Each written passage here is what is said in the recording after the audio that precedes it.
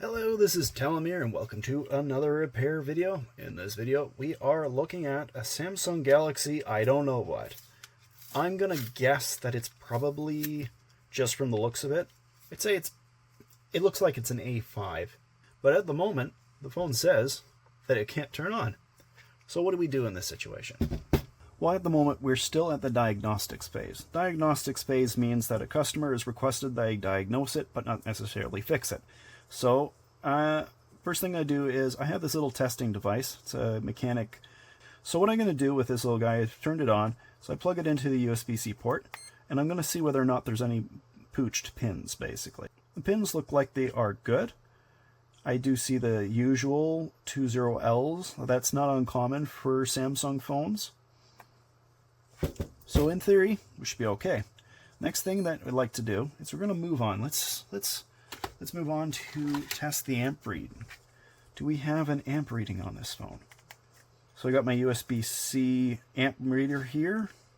It is pulling almost nothing for amperage. It's bouncing a little around. I'm seeing like maybe 40 milliamps occasionally, 20 milliamps. To me, that sounds like a dead battery. Might be wrong, but to me that's what's coming off as. And I believe with this model, I need to take the back glass off to get underneath to test further. So that's about all I can do at this point. It's possible that the phone has been sitting for a long time and maybe the battery went completely flat. There is another one of these that I can use. This one's not as good as the other one, but what I like about it is that it doesn't show the background amperage reading off of the device itself. So let's plug this in and see what it's doing. Nothing. Nothing at all. Absolutely nothing. It's not even showing the 20 milliamp, and like they would have been a 2 at the very end there. Now I'm not sure if I have a battery that will work with this particular phone. I can take a look through and just see. What I do notice is that this is one of those older phones that put the IMEI number and other info on the back. I see that it says SMA520W. I think I'm right. I think it is an A5. Let's just type this into Google. And I'm right, it is an A5. And I do have an A5. I'm positive that I don't have an A5 battery in stock right now. There we go. This is one that has a wake-up issue. It constantly refuses to turn on properly, so the screen freezes up and then it goes out, and it's, despite it being a new screen, it still acts weird. So I'm going to take the battery out of this one. I'm going to see what it's doing in that phone. Would be great if it's just a battery issue, wouldn't it? Now, to get the back off of this phone is like it is with all of the Samsung phones, pretty much. You got to heat up the back with a heat gun. You just want it hot to the touch. I'm not going to show you guys the whole process, but basically I use a suction cup to just pull it up lightly, and as I'm going, I get a little bit of a gap, and then I slip a card under. You be very careful with the A5. It is a completely back glass, and they're a little bit harder to get off than the other ones. You could break them. That's just a quick warning. Okay, I must have been thinking of the S7 and the S6, because this is coming off very, very easily and very quickly. Feels a lot more like the, I'd say, the S20 series almost, in how easy this is to get into. All I'm doing is just getting a little bit of alcohol in there and just pulling it up. Just be careful. Take your time. Go easy. 99% isopropyl alcohol is what I'm using. 99.9%. There you go. We have it. Look how quick that was. Very, very unexpected. Let's just get this out of the way. Got some screws to take out. Just needing to take these ones out so I can get to the battery. Okay, this is a bit that I find a little bit annoying to get into, but if you do use your pry tool, it should pop up relatively easily. Just getting this back cover off. You just gotta find a little gap to get in there. And then once you're in, you should be, oh, there's one right there.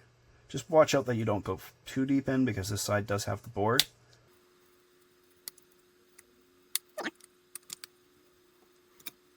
Alright, I don't even need to fully take the battery out. The battery does look a little bit... It's pouchy!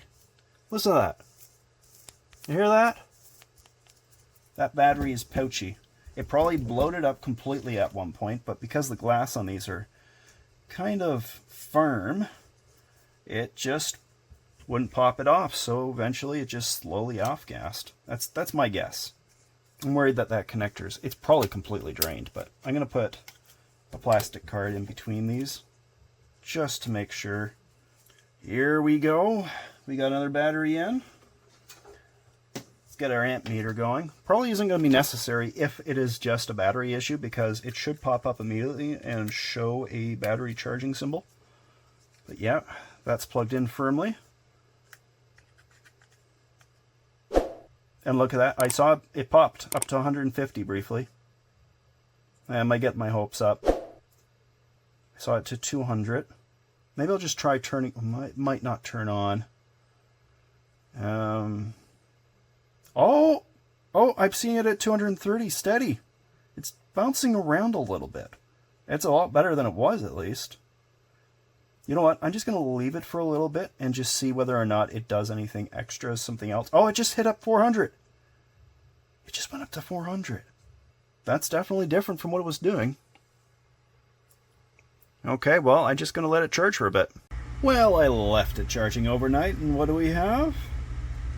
Do we have power? Do we have anything?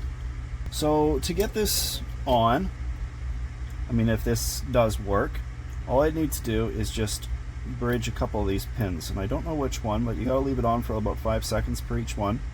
Didn't do anything. There's another way to do this, but I'm not doing it right now. I just want to see this phone turn on. There we go! We are on, see? There we go. So it was just an issue with the battery. That's it. Battery. Okay, so let's let it turn on first. We're going to get some info out of this. And see what we got. Pretty sure A5. I'm still in the mindset of probably a 2016 A5. Got up to 80%-ish, 81%. Very nice. 2017 A5. It's an A520. Okay.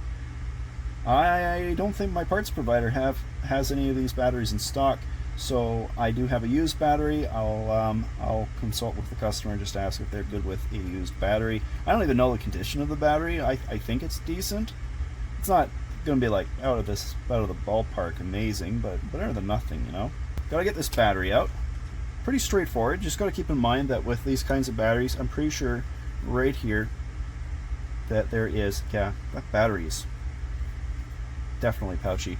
But yeah, there's a blank spot in the center, and if you go in too far, you can destroy the screen. So let's just loosen up the adhesive behind this and go from there. There is not a lot of room to play with in this particular phone. It is very tight. So you're doing this yourself, you want to know how to get into these relatively quickly. It does take some patience in that relatively quickly, but you dribble alcohol in and then you just lift up with it and you wait. And as you go, put it back down, put a little bit more alcohol in, and I'll do the trick. You'll find it comes out relatively fast. Now I'm using a metal pry tool because it's rounded, it's not particularly sharp, and I have never punctured a battery with it. But if you're concerned, well, there isn't a whole lot you can do. These little metal pry tools, this is from the iFixit toolkit. I'm not a sponsor or anything. I'd love to be a sponsor of them, for at least their toolkits. Their toolkits are really good. I do have an Amazon affiliate link for one of their toolkits, though. Gosh, that is so pouchy. It is really defunct. You can see what I'm talking about, this black area in the center there. That is the screen. That is the back of the screen, and you really do not want to damage that area. So when I'm going in here with my glue remover tool, I gotta be super careful. I'm just trying to get the remaining adhesive bits out first. I'm not gonna do anything like particularly special with this. Just trying to get a little bit out. I'm also not going to replace the adhesive on this, and there's two reasons. The first reason is because the customer isn't paying me a whole lot. But the second reason is because this adhesive is still exceedingly sticky. Usually it's best practice to replace the adhesive seal, but these particular phones were never considered waterproof in the first place, and the adhesive that is present on this phone is better than any adhesive that I could possibly put in here, aside maybe E8000 glue, but even that may not be as good as what's in here. What I'm going to do is I'm going to put in some adhesive for the battery.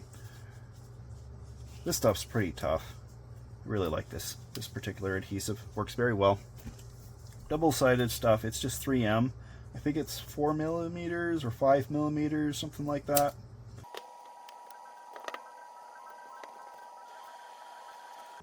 There we are. Now, it's a good idea first to connect the battery and then put your battery into the little compartment there, just in case, to make sure things line up properly. Here we go. Very nice. That's done. Put some shields in. It'll be all good to go. And here we go. Screws are in. You know, there's one thing I would like to do. I'm just going to give the frame a bit of a clean. Sometimes there's a little dirt in this. Just rub it along here. You don't need to go too hard on this. If you don't see any dirt coming up, then you know it's fine. You'll have to wait for this to dry afterwards. Otherwise, the adhesive here won't stick on the phone. It's pretty clean though. All right.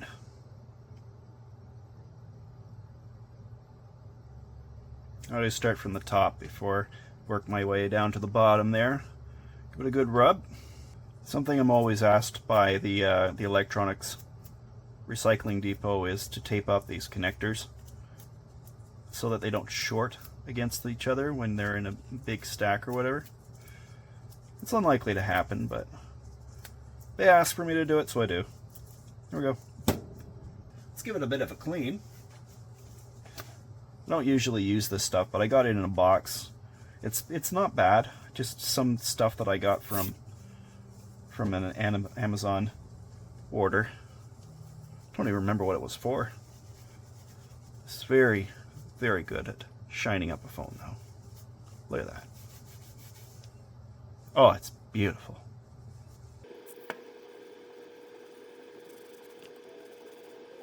It's not perfect.